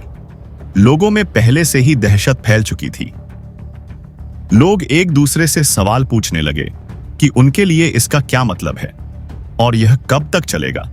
कोई भी निश्चित रूप से नहीं जानता था, लेकिन सभी को यकीन था कि इन दीवारों के अंदर चीजें फिर कभी वैसी नहीं होंगी। यह निश्चित रूप से शांस जादूगरों का काम था। वे जानते थे कि भले ही जादूगरों और उनके साम्राज्य के बीच संबंध अतीत में अच्छे नहीं रहे थे, लेकिन यह कभी इतना खराब नहीं हुआ था कि उन पर हमला किया गया था। वे अभी भी जादूगरों का सम्मान करते हैं। व्यूह के कप्तान के साथ वे भी वहां थे। वे शहर में केवल 2 थे जो जानते थे कि सम्राट यहां नहीं थे। वास्तव में यही एकमात्र चीज थी जो वे नहीं जानते थे। आरव ने उन्हें पहले ही बता दिया था कि ऐसा कुछ होने वाला था। जब उसने मुझे बताया कि यह होने वाला था तो मुझे विश्वास नहीं हुआ, लेकिन अब जब यह हो गया है तो हम पीछे नहीं हट सकते। सब कुछ योजना के अनुसार संभालो। मैं छिप जाऊंगा क्योंकि वे मुझे नहीं देख पाएंगे। ड्यूक कैलम ने महल में प्रवेश करने और अंधेरे में गायब होने से पहले सेंट नाइट से कहा। सेंट नाइट ने अपनी मुट्ठी बांधी और आकाश में जलते हुए गुंबद को देखा। पवित्र पुजारी यहां हैं। वह यह न जानते हुए भी बुदबुदाया कि क्या वे इस शूरवीर से बच पाएंगे। पवित्र पुजारी यहां जवाबों के लिए आए थे, और अगर उन्हें जवाब संतोषजनक नहीं लगे तो यह पूरा साम्राज्य खतरे में है। सिसा, मुझे नहीं लगता कि मैं उन्हें एक दिन से ज्यादा रोक इंपीरियल सिटी ऑफ लेब्रियत के नागरिक सिंहासन की लड़ाई पर ध्यान केंद्रित कर रहे थे। वर्तमान सम्राट को चुनौती देने वाला व्यक्ति जीत के करीब लग रहा था। हालांकि यह स्पष्ट रूप से समय की बात थी। इससे पहले कि वह अंतिम प्रहार कर पाता, वह दूर से उठती लपटों को देखते हुए रुक गया। सम्राट भी रुक गया और बाकी सभी की तरह उसी दिशा में देखने लगा। हर कोई देख सकता था कि यह वह क्षेत्र था जहां चर्च ऑफ फ्लेम्स की स्थापना की गई थी। चर्च ऑफ फ्लेम्स मौत की काली लपटों से घिरा हुआ था। कोई नहीं जानता था कि चर्च ऑफ फ्लेम्स में क्या हो रहा था। कुछ लोगों ने तो यह भी सोचा कि यह चर्च के सदस्यों का काम था जो किसी नए तरह के जादू या सुरक्षात्मक संरचना का परीक्षण कर रहे थे। हालांकि यहां चर्च के सदस्यों को पता था कि ऐसा नहीं था। चर्च ऑफ लाइट द्वारा नियंत्रित की जा सकने वाली लपटें 2 रंगों में आती थीं, सामान्य लपटें और काली लपटें। चर्च ऑफ लाइट में मौजूद लपटों जैसी ही थीं, गहरे नीले रंग की लपटें जिन्हें साधारण जादूगर नियंत्रित कर सकते थे, और गहरे नीले रंग की लपटें जिन्हें ज्वाला के पवित्र पुजारी इस्तेमाल कर सकते थे। एक काली ज्वाला थी जिसका उपयोग उनमें से कोई भी नहीं कर सकता था, और अगर वे कर भी सकते तो यह केवल उनका पवित्र भगवान ही हो सकता था। हालांकि पवित्र भगवान शहर में नहीं थे, इसलिए यह वह कैसे हो सकता है।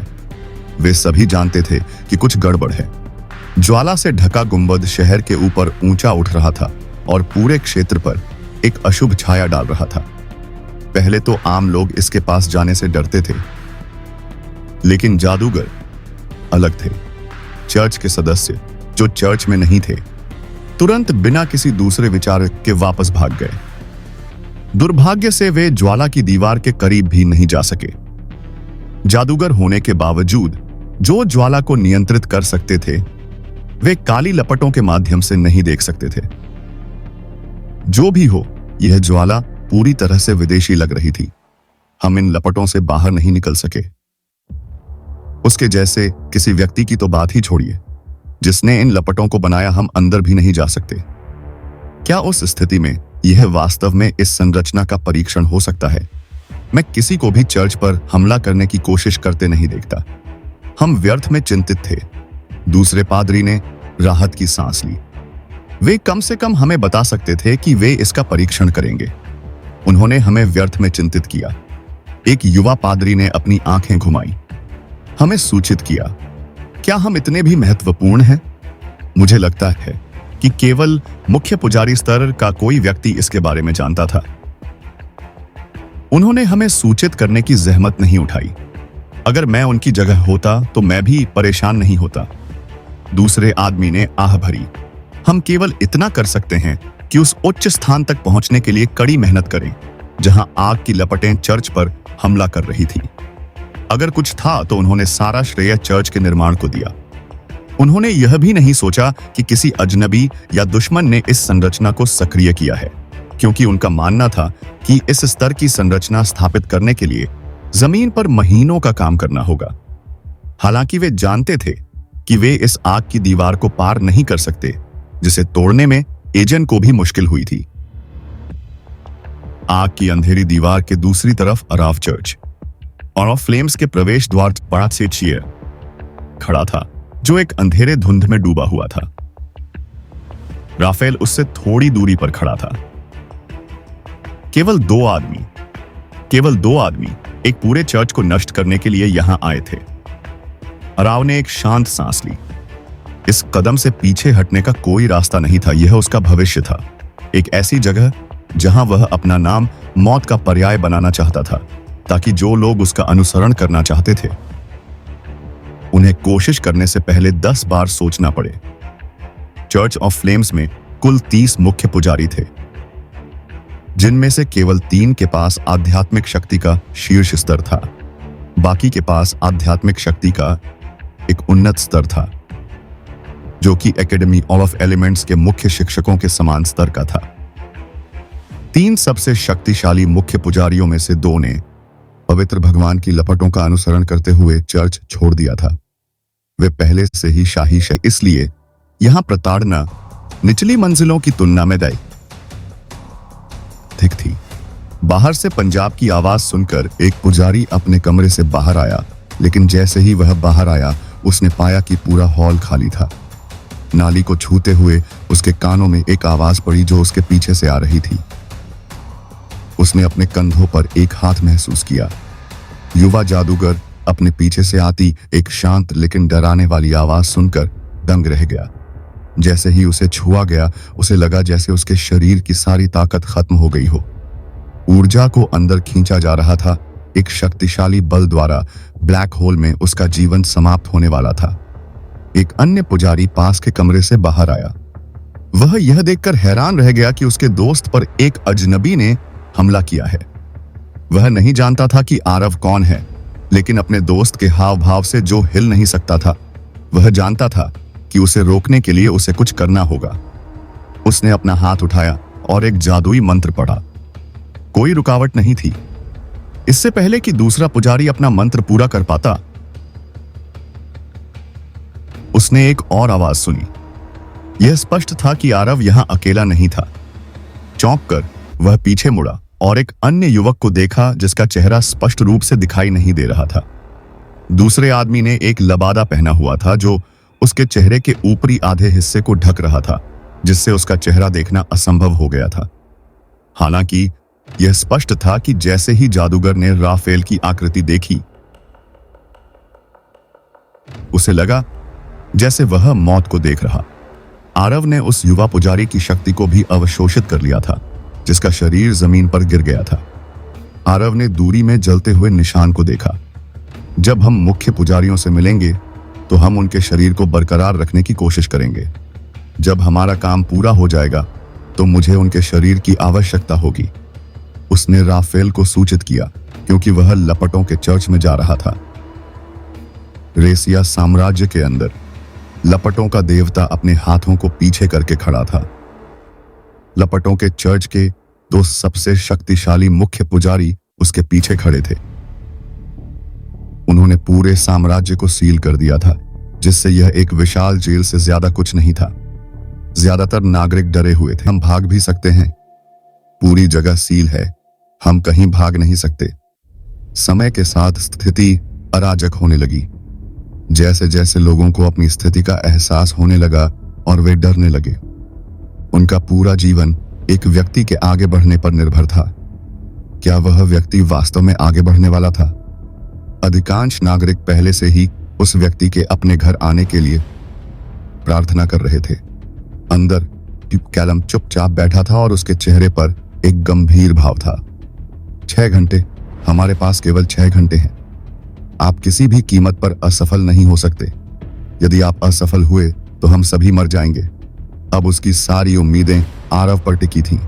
वह जानता था कि अगर वह चाह भी ले तो वह कुछ नहीं कर सकता। यदि वह एक साधारण जादूगर होता तो वह उससे लड़ सकता था, लेकिन पुष्पेश व्यक्तिगत रूप से वहां था। वह कुछ नहीं कर सकता था। अर्सिया से कुछ ही दूर एक अजीब सी घाटी थी, जिसकी गहराई में बहुत ज्यादा संसाधन नहीं थे। कोई भी घाटी में जाने की कोशिश नहीं करता था, क्योंकि यह समय की बर्बादी थी। हालांकि वर्तमान में घाटी में एक रहस्यमय शहर था, जो हाल ही में कहीं से प्रकट हुआ था। आसपास के किसी भी व्यक्ति को इस शहर के बारे में पता नहीं था। इस समय किसी को भी शहर से बाहर जाने की अनुमति नहीं थी, क्योंकि लोकेश कोई भी जोखिम उठाने से पहले अपने शिखर पर पहुंचना चाहता था। वह केवल लड़ने के लिए शहर जाना चाहता था। अपने नए खतरे के माध्यम से वह आसपास के शहरों पर नजर रखता था, जिससे उसे अधिक जानकारी हासिल नहीं हो पाती थी। अपने कमरे में लगे एक दर्पण के माध्यम से वह घाटी के बाहर देख सकता था। यह वही दर्पण था जिसने उसे अर्सिया का राज्य दिखाया था, जो एक ज्वाला गुंबद से ढका हुआ था। अर्सिया में क्या हो रहा है? इसके चारों ओर एक अवरोध क्यों है? यह चर्च ऑफ फ्लेम्स के जादू जैसा दिखता है। अर्सिया पर इतने बड़े पैमाने पर जादू का उपयोग करना, मुझे आश्चर्य है कि क्या हुआ होगा। युवा नौकरानी लोकेश के बगल में खड़ी थी और स्थिति को देख रही थी। क्या मुझे इसकी जांच करनी चाहिए? नौकरानी ने लोकेश से पूछा। एक चर्च ने पूरे राज्य को सील कर दिया। यह निश्चित रूप से कोई छोटी बात नहीं है। कोई जरूरत नहीं, बस इंतजार करो और देखो, लोकेश ने उसकी अनुमति के बिना उत्तर दिया। चर्च को निश्चित रूप से इस तरह की चीज के लिए पुष्पेश की अनुमति की आवश्यकता होगी। यह बहुत संभावना है कि वह आपको राज्य के अंदर होना चाहिए। यदि आप उसके क्षेत्र से गुजरते हैं तो वह शायद आपको महसूस कर सकता है। यह सुरक्षित नहीं है, खासकर जब से वह मेरा स्वामी है। क्या आप जानते हैं कि यह किस बारे में हो सकता है? नौकरानी ने पूछा। बहुत रोती है, तो क्या यह हमारे लिए कोई समस्या नहीं होगी? मुझे नहीं लगता कि वह अभी भी कुछ जानता है। वह कैसे जान सकता है? मुझे भी हाल ही में पता चला। इसके अलावा अगर वह जानता तो अन्य चर्च भी होंगे। यह शायद उसके लिए बहुत ही निजी बात है। कुछ इस तरह लोकेश एक पल के लिए चुप हो गया, जैसे वह गहरी सोच में खो गया हो। अगर मैं गलत नहीं हूं तो क्या उसकी कोई बेटी नहीं थी? यह उस मामले की वजह से होगा। उसकी बेटी नौकरानी ने वह मामला बनाया। क्या आपको लगता है कि वह उस मामले में हमारी भागीदारी के बारे में जानता है? लोकेश ने तुरंत जवाब नहीं दिया। वह बस चुपचाप आईने को देखता रहा। मेरी महिला, क्या हमें वास्तव में नहीं रुकना चाहिए? लॉर्ड पुष्पेश, पृथ्वी के पवित्र चर्च के अंदर मुख्य पुजारी भी स्थिति के बारे में बहुत चिंतित लग रहे थे। एक अन्य मुख्य पुजारी ने कहा, यदि लॉर्ड पुष्पेश एरेसियस को नष्ट कर देते हैं तो सभी चर्चों की प्रतिष्ठा प्रभावित होगी। हमारे सैकड़ों वर्षों का काम एक पल में खो जाएगा। उसे खेलने दो, पृथ्वी की पवित्र पुजारिन ने शांति से उत्तर दिया। इस मामले में हस्तक्षेप करने की कोई आवश्यकता नहीं है। इससे कोई फर्क नहीं पड़ता कि इस दुनिया में एक साम्राज्य कम हो जाता है, जब तक कि यह उसके दिल को शांत करता है। यह शायद मजबूर कर सकता है अन्य साम्राज्य जिन्होंने खुद को किसी के साथ संरेखित नहीं किया है। चर्चों को अपना रुख बदलना चाहिए, बस इसे रहने दें। एरेसिया हमारे संरक्षण में नहीं है, उसने आगे कहा। इसके अलावा भले ही मैं वहां जाऊं तो मुझे संदेह है कि वह मेरी बात सुनेगा। वह छोटी लड़की। मैं उस मामले के बारे में भी चिंतित हूं। वह आदमी वह कार्य करने से पहले वास्तव में नहीं सोचता है, पवनक की पवित्र पुजारिन ने कहा। फिर भी अगर वह कभी ऐसा करना चाहता है तो यह सही समय है, क्योंकि प्रकाश का देवता देवताओं के खोए हुए शहर में है। मुझे संदेह है कि कोई भी इस मामले में हस्तक्षेप करेगा। थोड़ी देर चुप रहने के बाद वह मुड़ा और चला गया। इसके बारे में और कुछ नहीं उसने नहीं सोचा था। दुनिया में कई राज्य और कई नागरिक हैं। एक साम्राज्य का लुप्त होना उसके लिए कोई चिंता की बात नहीं थी, खासकर यदि साम्राज्य उसके संरक्षण में नहीं था। वह ऐसे तुच्छ मामले पर पुष्पाशय के साथ युद्ध में नहीं जाना चाहता था। अन्य पवित्र पुजारियों की भी यही प्रतिक्रिया थी। आखिरकार दुनिया बहुत लंबे समय से शांतिपूर्ण रही है। केवल 2 पवित्र पुजारी थे जिनकी राय अलग थी। पानी की पवित्र पुजारिन एक साम्राज्य को नष्ट होते नहीं देखना चाहती थी, लेकिन वह सबसे कमजोर भी थी। उसके पास एरेस की रक्षा के लिए आगे बढ़ने का साहस नहीं था। उसकी ताकत पुष्पाशय का सामना करने के लिए पर्याप्त थी। यह पर्याप्त नहीं था और वह यह जानती थी, क्योंकि दूसरा व्यक्ति सम्मन की पवित्र पुजारिन थी। वह कोई ऐसी थी जो पुष्पेश से नहीं डरती थी। वह चाहती तो आसानी से अंदर आ सकती थी। हालांकि उसने दूर रहने का फैसला किया। पुष्पेश के साथ और जीवन भर की प्रतिद्वंद्विता बनाते हुए वह रेसिया साम्राज्य के बाहर अपने उड़ने वाले जानवर पर खड़ी थी और साम्राज्य के अंदर की स्थिति का अवलोकन कर रही थी। 6 घंटे वास्तव में पर्याप्त नहीं है। जवान आदमी, अगर आप वास्तव में ऐसा कर सकें तो यह एक चमत्कार होगा, सोचते। उसने दूर के पवित्र चर्च ऑन ऑफ फ्लेम्स की दिशा में देखते हुए कहा। उसने अपनी छाया को आरव का पीछा करने के लिए भेजा था, क्योंकि वह देखना चाहती थी कि वह इस स्थिति को कैसे संभालेगा और उसके पास क्या चाल है। हालांकि वह असफल रही। ऐसा लगता था कि आरव जानता था कि वह क्या कर रही है। उसने पहले से ही अपने और उस छाया के बीच कुछ दूरी बना ली थी। यह ली थी जो गुप्त रूप से उसका पीछा कर रही थी। यह सुनिश्चित करना कि छाया जानवर काली लॉ टॉवर के बाहर था और उसके पास से गुजरने में सक्षम था। वह ऐसा करने में असमर्थ थी, क्योंकि छाया जानवर ज्वलंत टॉवर से गुजर नहीं सकता था। इसलिए वह आरव की जासूसी करने के लिए चर्च ऑन ऑफ फ्लेम्स में प्रवेश नहीं कर सकता था। एकमात्र चीज जो रुचिता को दिलचस्प लगी वह नहीं जानती थी कि अरवथियों ने मुझे यह सबक सिखाया है कि दुश्मन की तरफ पीठ नहीं करनी चाहिए। क्या तुम्हें यह किसी ने नहीं सिखाया? अरव ने अपना सिर एक तरफ झुकाते हुए पूछा। तुम्हारा क्या मतलब है? मुख्य पुजारी ने अपनी भौहें सिकोड़ ली। वह पहले ही देख चुका था कि यहां अरव के अलावा कोई नहीं है। तो तुम्हारा क्या मतलब था? तुम्हें लगता है ध्यान भटकाने से काम चल जाएगा बेटा? तुम जिंदा तो आ गए हो, लेकिन जिंदा नहीं जाओगे, मुख्य पुजारी ने कहा, लेकिन बीच में ही बोलना बंद कर दिया। जैसे ही चाकू उसकी गर्दन के पीछे से गुजरा, उसकी आंखें चौड़ी हो गईं, उसका चेहरा पीला पड़ गया। दूसरा मुख्य पुजारी अरव पर हमला करने ही वाला था कि उसने दूसरे पहले मुख्य पुजारी की रंगी हुई झोपड़ी से घुर-घुरा की आवाज सुनी। वह पीछे मुड़ा, लेकिन चौंक गया, क्योंकि उसने देखा कि वह आदमी जिसे मरा हुआ माना जा रहा था, खून से सना चाकू लिए पहले मुख्य पुजारी के पीछे खड़ा था। उसकी आंखें बेजान और चेहरा पीला दिख रहा था, लेकिन फिर भी उसमें हरकत थी। आद ने एक बार फिर पहले मुख्य पुजारी पर वार किया, जो पहले ही अपनी अधिकांश ताकत खो चुका था। समूह से बाहर आ गया। उन्होंने दूसरे मुख्य पुजारी की कलाई और उसके पैरों को लपेटा। उसे जमीन पर खींच लिया गया। एक और जंजीर निकली जिसने उसके मुंह को बांध दिया। अब एक अच्छा लड़का बनो और हिलना मत, मुझे तुम्हें खाने दो, आरव ने शांति से कहा और अपना हाथ मुख्य पुजारी के कंधे पर रख दिया। नाली के विस्फोट का स्पर्श दूसरे मुख्य पुजारी का बेजान शरीर समूह में गिर गया। ऐसा लग रहा था जैसे उसके शरीर से खून की हर बूंद सूख गई हो। हालांकि उसके शरीर पर एक भी घाव नहीं था। आरव ने आसपास का निरीक्षण करने से पहले कुछ देर तक मुख्य पुजारी के बेजान शरीर को देखा। उसके अनुसार चर्च ऑन ऑफ फ्लेम्स में करीब 30 मुख्य पुजारी होने चाहिए। उनमें से आधे को भी ले जाए तो यहां कम से कम 15 होने चाहिए। केवल 2 आए। ऐसा लगता है कि वे चीजों को गंभीरता से नहीं ले रहे हैं। आरव के चेहरे पर कुछ निराशा थी। जांच करने के लिए केवल 2 मुख्य पुजारी आए। वे मुख्य समूह से अलग हो रहे हैं। जब वह और चाहता था, अंत में उसने बस चीजों को धीरे धीरे करने का फैसला। मृत मुख्य पुजारी के माथे पर खून गिरा।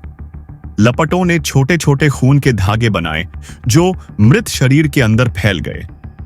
अरव की शांत आवाज आसपास के वातावरण में गूंज उठी, क्योंकि मृत्यु की एक रहस्यमयी शक्ति मुख्य पुजारी के शरीर में भर गई थी। जैसे ही शक्ति मृत पुजारी के शरीर में प्रवाहित हुई, उसके शरीर में विभिन्न परिवर्तन होने लगे। आरव ने पहले भी एक साधारण जादूगर पर जादू का प्रयोग किया था। हालांकि पिछली बार प्रतिक्रिया काफी अलग थी, जिसने अब उसे और भी हैरान कर दिया। साधारण पुजारी का शरीर तब भी नहीं बदला जब वह एक मृत व्यक्ति में बदल गया। पिछली बार केवल एक चीज अलग थी कि आग का निशान गायब हो गया था। इससे पहले वह बहुत निराश था। हालांकि इस बार मामला अलग था।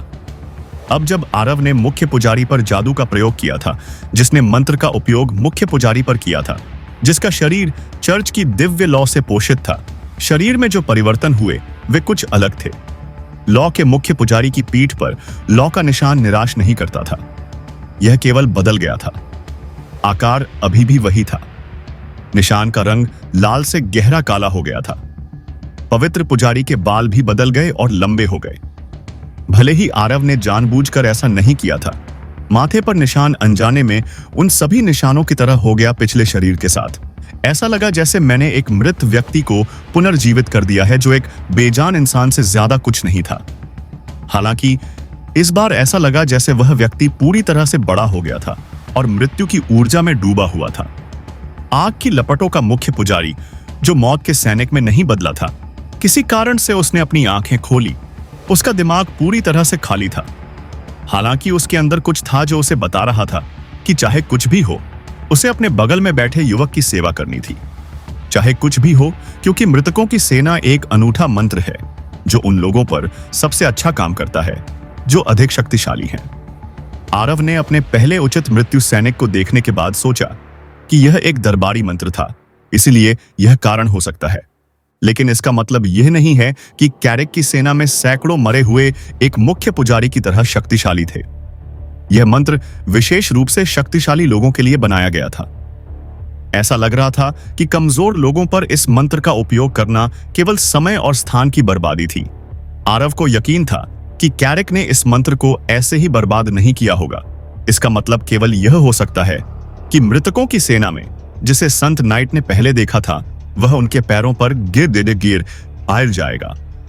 आरव के पास अब 2 अंडे के सैनिक थे। उसने अपने सिद्धांत का परीक्षण करने के लिए उनमें से सिर्फ एक पर ध्यान केंद्रित किया। वह मुख्य पुजारी के करीब गया।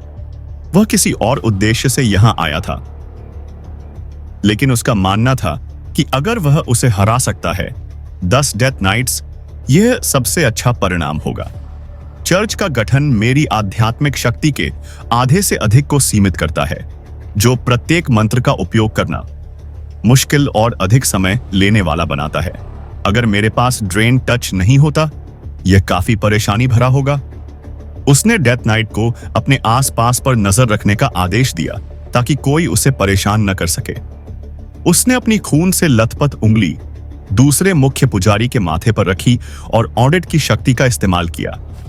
वे दोनों अभी तक नहीं लौटे हैं। बैठक में वापस अन्य मुख्य पुजारी अधीर होने लगे।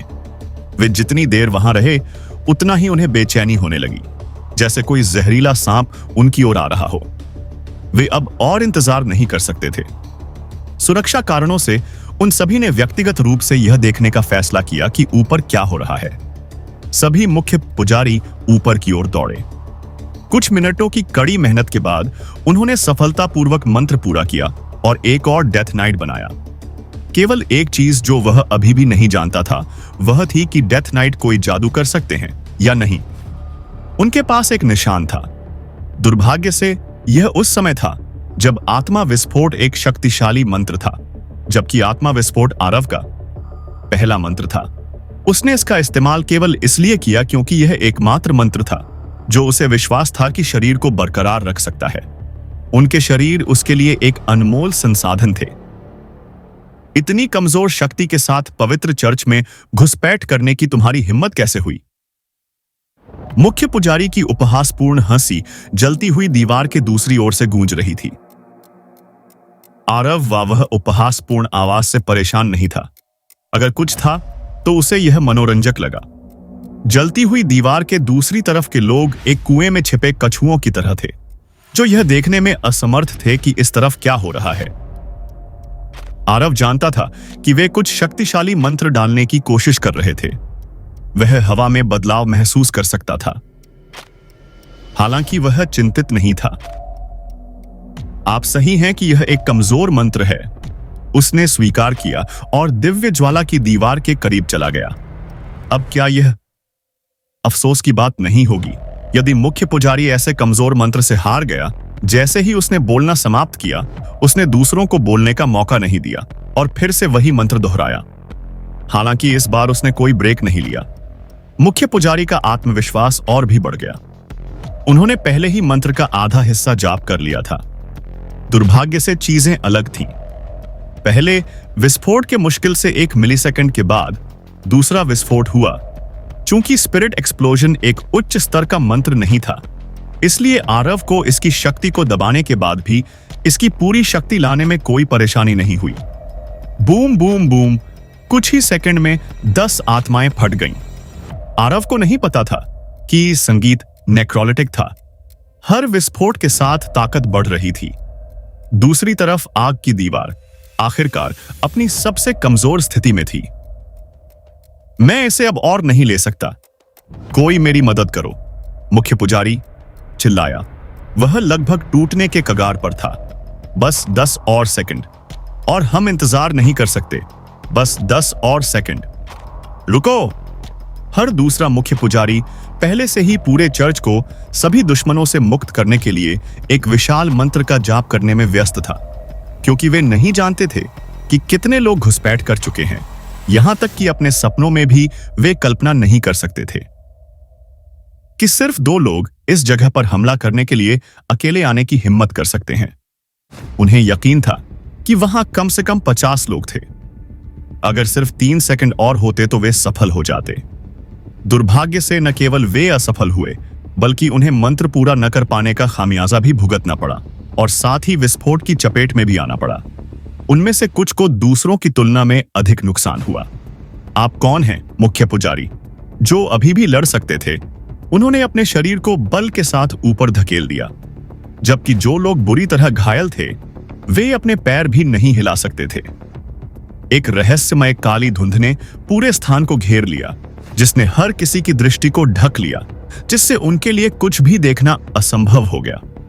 कौन जानता था कि मेरी योजना इतनी अच्छी तरह से काम करेगी? एक मजाकिया आवाज सीधे सामने से आती हुई सुनाई दी। मुख्य पुजारियों में से एक ने आवाज की दिशा में हमला किया। उसने अपनी पूरी ताकत उस हमले के पीछे लगा दी। मुझे बस इंतजार करना था। इस बार फिर से आवाज पीछे से आई। वह व्यक्ति था, उन पर अंधाधुंध हमला करना ही एकमात्र विकल्प था। दुर्भाग्य से परिणाम यह हुआ कि उन्होंने खुद पर हमला कर दिया। मैंने कभी नहीं सोचा था कि पुष्पेश को बेवकूफ बनाना इतना आसान होगा। योजना वास्तव में सुचारू रूप से आगे बढ़ी। मुझे बस इतना करना था कि किसी दूर के शहर में भाग्य का पत्थर जानबूझकर तोड़ना था, जो किसी भी चर्च के अंतर्गत नहीं आता था। आरव की उपहासपूर्ण हंसी आसपास के वातावरण में गूंज उठी जब वह दूसरे मुख्य पुजारी के पीछे आया और उसकी गर्दन पर चाकू मार दिया। इससे पुष्पेश आसानी से बिना किसी हिचकिचाहट के अपनी पूरी ताकत के साथ वहां जा सकेगा और इस जगह को मेरे हमले के लिए खुला छोड़ देगा। मूर्ख इतनी आसानी से सहमत हो गया कि वह 12 वहां इवाम एक बेकार साम्राज्य को नष्ट कर देगा जिसकी किसी को परवाह नहीं है, और यहां मैं उस जगह को नष्ट कर दूंगा जिसे मैं हमेशा नष्ट करना चाहता था। सब कुछ योजना के अनुसार हो रहा था। बेचारा कभी नहीं जान पाएगा कि उसे कितनी आसानी से मूर्ख बनाया गया। न केवल वह ज्वालाओं के पवित्र चर्च को खो देगा, वे एक बंद जगह में थे। इस मंत्र की प्रभावशीलता बढ़ गई क्योंकि अंधेरी धुंध को दूर नहीं किया जा सका। खुले वातावरण में वे कम से कम कुछ हद तक इस मंत्र का प्रतिकार कर सकते थे। यह अंधेरी धुंध आग की लपटों से भी नहीं जला सकती थी। केवल आग से बनी चीजें ही जल सकती थीं। लेकिन आरव की दृष्टि क्षीण नहीं हुई। जिसने भी बेड़ियां तोड़ी, उसने उन्हें कोई मौका दिए बिना तुरंत मार डाला। केवल एक व्यक्ति था जिसे उसने मारे जाने से बचाया। वह व्यक्ति जो सीढ़ियों के सबसे करीब था। जब उस व्यक्ति ने बेड़ियां तोड़ी तब भी आरव ने उसे नहीं मारा। अगर कुछ हुआ भी तो उसने उस व्यक्ति को पूरी तरह से नजरअंदाज कर दिया। स्थिति बदल सकती थी। आरव किसी तरह खुद को छुड़ाने में कामयाब रहा। मुख्य पुजारी के मन में केवल एक ही विचार था कि उसे किसी भी कीमत पर भागने का रास्ता खोजना था और यह जानकारी पवित्र पुजारी को देनी थी। वह जानता था कि अगर कोई एक व्यक्ति है जो स्थिति को बदल सकता है तो वह पुष्पेश है। पहले से ही उन पर नजर रख रहा था। जब आरव ने अन्य मुख्य पुजारियों को जल्दी से मार डाला, फिर भी सारा ध्यान उसी पर था।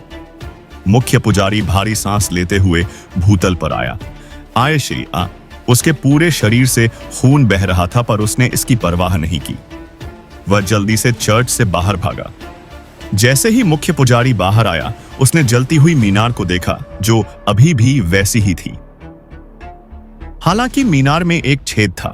आमतौर पर उसे वह रास्ता संदिग्ध लगता, पर चूंकि उसका दिमाग धुंधला था इसलिए उसने ज्यादा नहीं सोचा। वह उस रास्ते से चुपके से निकल गया और लपटों से दूर भागता रहा। मीनार से बाहर आने के बाद उसने एक उड़ने वाला मंत्र पढ़ा। उसने लपटों के पंख बनाए और अरे सिया की दिशा में भागा। वह जितनी तेजी से भाग सकता था भागा। उसे लपटों के देवता को सूचित करना था। वह नहीं चाहता था कि लपटों के देवता उसके जाल में फंसें और निर्दोष लोगों को मार डालें और बाद में दोषी ठहराए जाएं। वह नहीं चाहता था कि दुश्मन की योजना सफल हो। साथ ही वह चाहता था कि पुष्पेश वापस आए और आरव और उन सभी दुश्मनों को मार डाले जिन्होंने उन पर हमला करने की हिम्मत की। क्या आपको यकीन है कि उसे जाने देना सबसे अच्छा है? आरव राफेल के पीछे दिखाई दिया। उसके हाथ खून से सने थे, पर उसका चेहरा पूरी तरह शांत था। मुख्य पुजारी के रूप में उसकी गति एक पुजारी से बहुत तेज है। साधारण पुजारी उसने अपने विचारों को और स्पष्ट किया। इसके अलावा पुष्पेश के लिए यह सोचना अधिक विश्वसनीय होगा कि एक मुख्य पुजारी मेरे संपर्क में आने के बाद भागने में कामयाब रहा, बजाय चर्च के एक साधारण सदस्य के भागने के। यहां रुको, मैं अभी वापस आता हूं। वह मुड़ा और फिर से अंदर चला गया। आरव ने चर्च ऑफ फ्लेम्स में प्रवेश किया और अपने आर्मी ऑफ अंडर्ड मंत्र का उपयोग करना शुरू कर दिया, जिससे उसके डेथ नाइट्स की संख्या बढ़ गई। इस बार उसने केवल मुख्य पुजारियों पर ध्यान केंद्रित किया, न कि कमजोर मरे पर। समाप्त करने के बाद उसके पास कुल 12 मुख्य पुजारी स्तर के डेथ नाइट्स थे, जिनमें से सभी एक ही विकास से गुजरे थे। इसके अलावा एक साधारण पुजारी स्तर का डेथ नाइट था। ऊपर से सभी ऊपरी मंजिलों की खोज करने के बाद वह खुद की जांच करने के लिए नीचे चला गया। राफेल के लिए उसे यह सुनिश्चित। हेलो दोस्तों, ये हमारा वीडियो है। वीडियो को आप ले सकते हैं, हमें कोई समस्या नहीं है। नॉवेल ऑफ किंग चैनल को सब्सक्राइब करें, तो लाइक, शेयर और ज्यादा से ज्यादा कमेंट करना। अगले पार्ट के लिए धन्यवाद। करने के लिए प्रवेश द्वार की रखवाली करने के लिए छोड़ दिया गया था कि जब तक वह बाहर न आ जाए उन्होंने सभी कमरों की अच्छी तरह से जांच की और सभी स्पिरिट क्रिस्टल, मंत्र पुस्तकें, कर्मचारी और अन्य कीमती खजाने एकत्र किए जो वे पा सकते थे। ऊपरी मंजिलें चर्च के निचले क्रम के सदस्यों के लिए आरक्षित थीं, जबकि निचली मंजिलें वह थीं जहां मुख्य पुजारी रहता था। उन्होंने व्यक्तिगत रूप से जगह की जांच की और सभी चीजों को अपने भंडारण स्थान में रखा। कुछ साधारण कमरों से गुजरने के बाद वे आखिरकार एक ऐसी जगह पहुंचे जहां के दरवाजे बहुत बड़े थे। इस जगह के दरवाजे चर्च के हर दूसरे दरवाजे से मोटे थे, इसलिए इसे तोड़ना लगभग असंभव था। सौभाग्य से मुख्य पुजारियों को स्थिति का आकलन करने के लिए बाहर जाना पड़ा, इसलिए वे दरवाजा ठीक से बंद नहीं कर सके और इसे खुला छोड़ दिया। आरव ने बस दरवाजा खोला और पवित्र चर्च ऑफ फ्लेम्स के निषिद्ध हॉल में प्रवेश किया। यहां मुख्य पुजारी और पुष्पेश के अलावा किसी को आने की अनुमति नहीं थी। अगर किसी को गलती से भी बता दिया जाता तो उसे मार दिया जाता। आरव को लगा कि यही वो जगह है जहां उसे असली खजाने मिलेंगे। दरवाजा खोलकर उसने गेंद के अंदर अपना पहला कदम रखा। अंदर कदम रखते ही उसने महसूस किया कि उसके शरीर पर दबाव कई गुना बढ़ गया है। ऐसा लगा जैसे पूरा पहाड़ उसके शरीर पर दबाव डाल रहा है। यह दबाव बाली के दबाव से अलग था क्योंकि इसका असर उसके आसपास के वातावरण पर भी पड़ रहा था। किसी कारण से वह उस बल का विरोध भी नहीं कर पा रहा था जो उसे नीचे धकेल रहा था। यह बल उसकी सीमा से कहीं ज्यादा था। वह अपने पैरों को भी हिला पा रहा था, जैसे कि उस दबाव के कारण उसकी हड्डियां कुचली जा रही हों, जो अब उसे अपना सिर जमीन पर झुकाने के लिए मजबूर कर रहा था। उसके होठों से खून टपकने लगा और वह पूरी ताकत से चिल्लाया और अपने हाथों से दबाव का विरोध करते हुए अपने शरीर को ऊपर की ओर धकेला। उसी समय उसने डार्क मैनिफेस्टेशन मंत्र का जाप किया। यह मंत्र उसे सूर्यांश ने सिखाया था, जिससे वह कुछ सेकंड के लिए अपने शरीर को एक जगह पर रख सकता था। अजय इस प्रभाव को बनाने के लिए पर्याप्त शक्तिशाली था। एकमात्र कमी यह थी कि वह उस दौरान हिल नहीं सकता था, या हमला नहीं कर सकता था, या प्रभाव काम नहीं करेगा। फिलहाल उसे हमला करने की परवाह नहीं थी। वह प्रतिक्रिया करने के लिए कम से कम कुछ समय चाहता था। जैसे ही उसने डार्क मैनिफेस्टेशन डाला, शक्तिशाली दबाव तुरंत गायब हो गया। आरव अब दबाव महसूस भी नहीं कर सकता था। हालांकि उसे यकीन था कि दबाव अभी भी था। यह सिर्फ इतना था कि वह डार्क मैनिफेस्टेशन के कारण इसे महसूस नहीं कर सका। उसने अपना सिर उठाया और दूर की ओर देखा।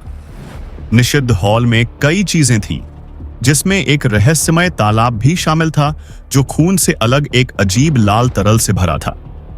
तरल उबलता हुआ लग रहा था,